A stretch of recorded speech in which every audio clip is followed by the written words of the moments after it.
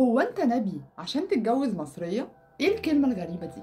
في احدى رسائل تل العمارنة اللي بيعود تاريخها ل 3500 سنة وجدت أشهر رسالة بتكشف مكانة وعظمة المرأة المصرية وتسيدها لنساء العالمين منذ آلاف السنين. الرسالة دي أرسلها ملك بابل كاتشمان لملك مصر أمنحتب الثالث، بيطلب فيها الزواج من أميرة مصرية لزيادة أواصر المحبة والأخوة بين المملكتين.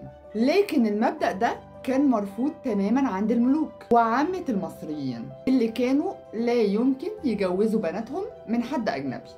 هم يتجوزوا من أميرات أجنبيات ومن بنات أجنبيات، لكن ما بيجوزوش نسائهم ولا بناتهم لأجانب.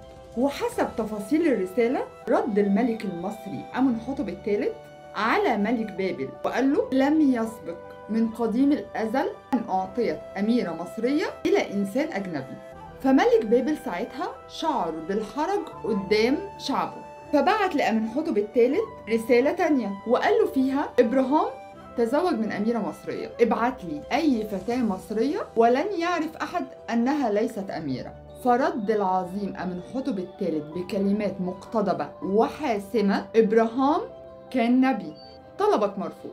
الرسائل دي بتوضح مدى اعتزاز المصريين منذ نشأة حضارتهم من 40 ألف سنة بعرقهم ونسبهم، وبيحافظوا بكل ما أوتوا من قوة على طهارة ونقاء دمائهم، ومنذ الأزل بيدركوا خطورة الزواج المختلط لإدراكهم إن صفات المصريين صفات مميزة ومتفوقة منحها الله للمصريين دون سواهم. والرسالة كمان بتوضح مدى قيمة وعظمة المرأة المصرية لدرجة إن أقل فتاة مصرية كانت أغلى من الملوك الأجانب، وإن الفتاة المصرية بلغت من العظمة إن هي لا تخرج من مصر أم الدنيا إلا إذا كان زوجها نبي. فكانت هاجر المصرية زوجة خليل الله إبراهيم، وماريا زوجة سيدنا محمد عليه الصلاة والسلام.